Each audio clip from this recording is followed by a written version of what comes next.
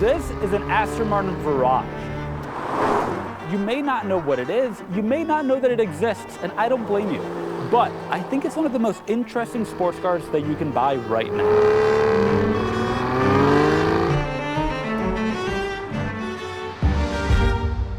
This Virage, this very Virage, is for sale on Cars and Bids. It's finished in gorgeous maroon black, has about 16,500 miles, and you can buy it right now. And you should. I'll be quite jealous of you. The first thing you should know is what this car is. So the Virage was made just in 2012, and they made only 1,001 of those. More accurately, they only sold 1,001 of these. It was positioned between the DB9 and the DBS in Aston Martin's lineup. They had two V12 sports cars. They look identical to this, just about. And this one split the gap perfectly. The DB9 had 470 horsepower, the DBS had 510, this has 490. It is directly between the two of them in terms of how stiff the suspension is. It was directly between the two of them in terms of price. It was really positioned to be the middle child, the Goldilocks, the perfect blend of the Grand Tourer DB9 and the much sportier DBS. And I think it's the best deal of the three. It's the most interesting, certainly, and I think it's really the one you should buy. If you can't tell whether it's a DB9, a DBS, or Virage, you're really not alone. Put up a story when we started filming. Most of the answers have been wrong so far, but there are a couple of ways that you can know for sure that it's Virage. The headlights are different than the other 2012 models. They match the Rapide and have LEDs, although in 2013 there was a refresh to the DB9 that also gave it headlights that look similar. Not always clear. These in ceramic aluminum, different for the Virage. This side strike here, LED, and looks different legitimately. And most importantly, the side treatment here is notably different than the DBS or the DB9. Now, will you remember which has which?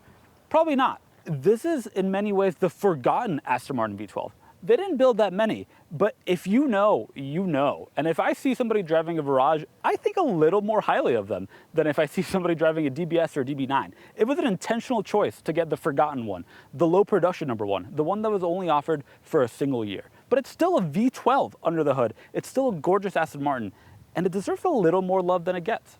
The Virage, just like the DB9 and DBS, is powered by a 5.9-liter V12 that was hand-built and inspected by Stuart Bull. It says 6-liter on the engine cover. Sure, whatever you want, Aston Martin. And it's interesting that the market hasn't really picked up on how special these cars are. At the time, you were probably competing against something like a 997.2 911 Turbo. That car was cheaper than this, incredibly. But now you can get this for way less. And that's a shame, because look at it, and V12. And don't you want this a little bit more? All right, we're here in Atlanta for IMSA's Petit Le Mans 10-hour endurance race, where we'll be bringing this V12 Aston Martin to our Cars and Coffee in the paddock. We'll be right next to Aston Martin's current V12, the Valkyrie, which is going to be racing around Road Atlanta. And I'm just so excited to get to experience this car on these lake roads and see what Aston Martin's V12s are all about.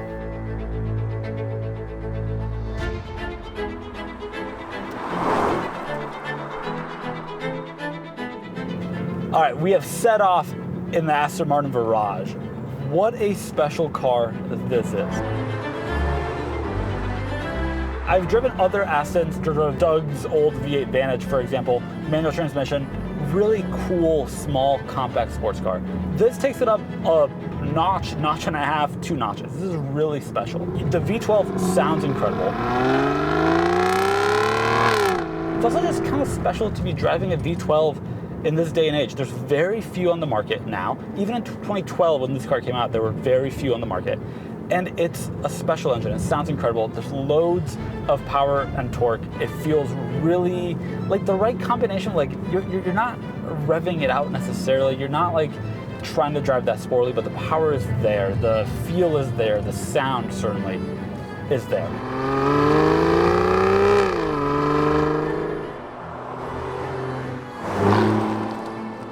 This is a beautiful place to spend time. Leather everywhere, nice carpet, beautiful Alcantara headliner. It just is a gorgeous interior. And now we're driving on these back roads outside of Atlanta, and it's a really, really fun car to drive.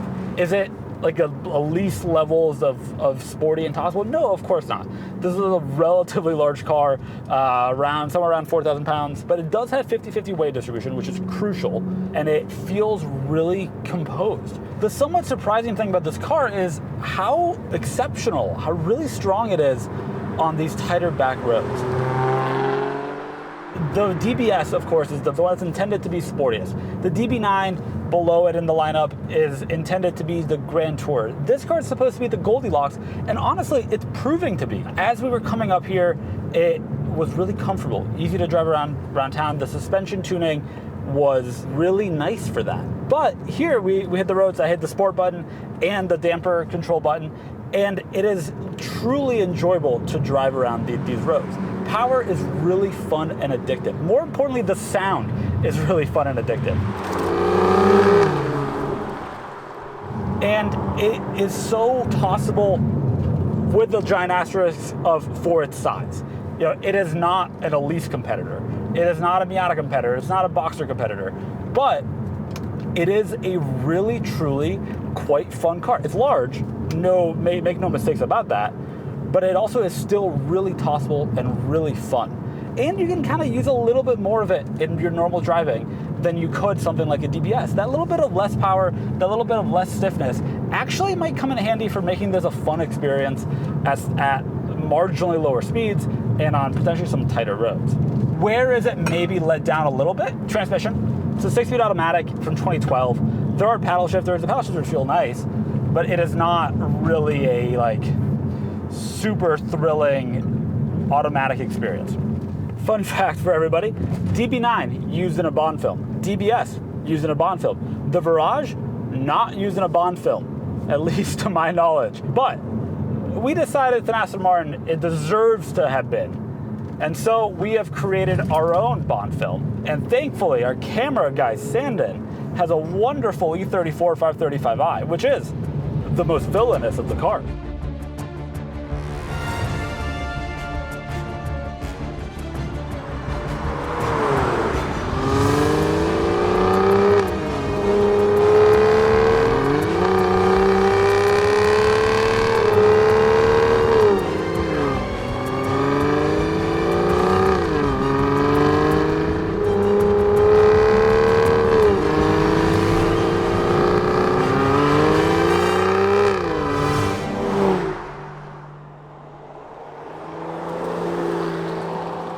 So after a little bit of driving, a little bit of being chased by an E34, turns out, the takeaway really is that this is a much sportier car than I came into this expecting. I found the V8 Vantage to be competent, but not that encouraging, not that, it didn't make me want to drive harder. This Virage, it does seem like the perfect middle ground between a DBS, which I suspect for me personally would be a little bit too stiff, a little bit too harsh.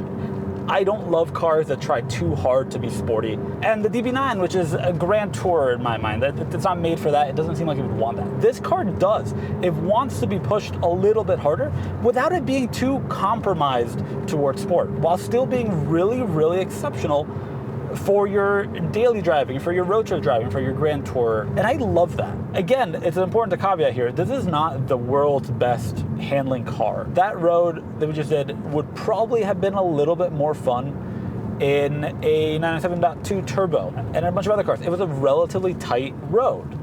And this is a large car. But you then get the additional benefits that you don't get with a 911 or with an Elise, an Exige, whatever that might be a better handling car.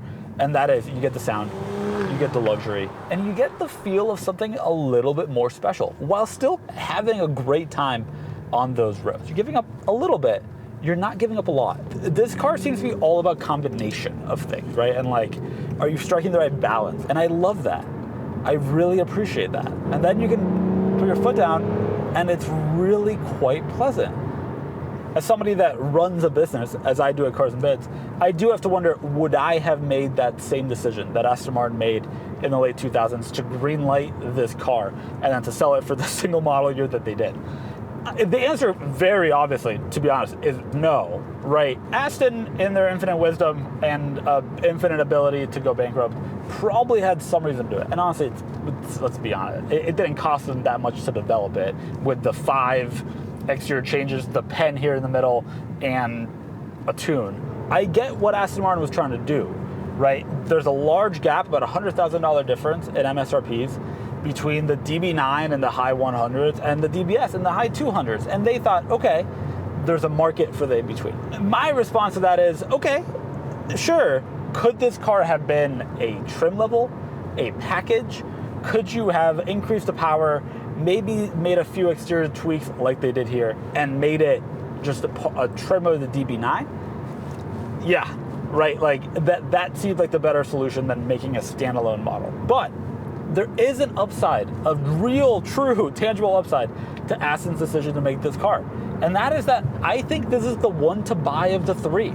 It's less expensive than a DBS by 20, 30, 40 grand. It is a little bit more valuable than a DB9, as it should be. Much, much rarer than a DB9. Much rarer than a DBS too, by the way. They only made 500-ish a year of the DBS, but they made it for a lot more years.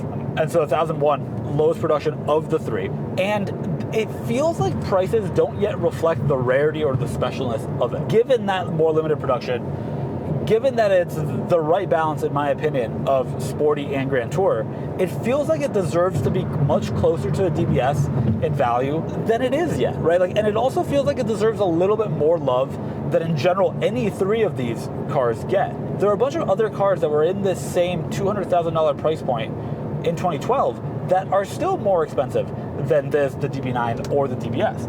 And honestly, I don't quite get why. I don't quite get why these cars haven't appreciated. They do not make, at this current day, V12s. There's a couple, sure. The Vanquish at $500,000, the new one is one of them. And they did keep making the DB9 and DBS for a bit after 2012 with a V12. But they're special cars, and it's a special engine, and it's just a special experience. And honestly, at the current market price, it seems like a true bargain. Why aren't these worth more? What is holding them back? When will they be recognized? When will these appreciate the way that they deserve to? I've never been more tempted to take a car that we're filming home with me. Yes, I recognize I'm literally across the country, still want to take it home and would happily drive it home. This is a really nice one. The interior, gorgeous. The exterior, maroon black, which is really like a burgundy brown color, is stunning. For lack of better phrasing, it is a truly gorgeous color. And it's a truly gorgeous color on a really handsome, I'll even say beautiful car. And I think even Kenan would agree with me on it being a beautiful car. If you think about current Porsche fandom, or honestly current Ferrari fandom, so much of it is about the spec. What differentiates it from all the other ones? You're in a Virage, you don't need to differentiate because nobody else has one.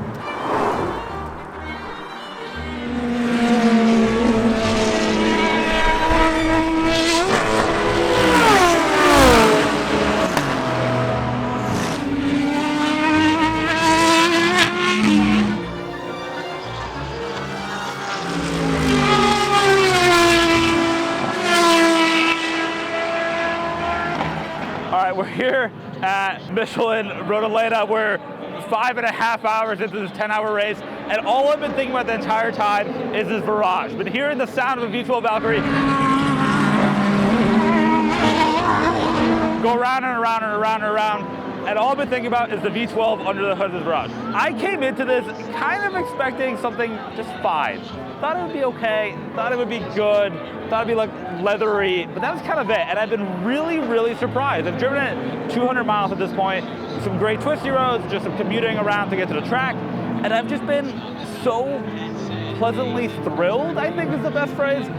I didn't think I'd want it, but I really, really want it. It handles way better than I expected. The engine is phenomenal. It feels so special in a way that I really feared it wouldn't. And it's comfortable and it's easy to drive and it makes you just feel at home, but also feels a little bit special. And that's a really, really impressive combination. I've got another 4.5 hours as the sun sets of listening to the Valkyrie and its V12 go around and around and around.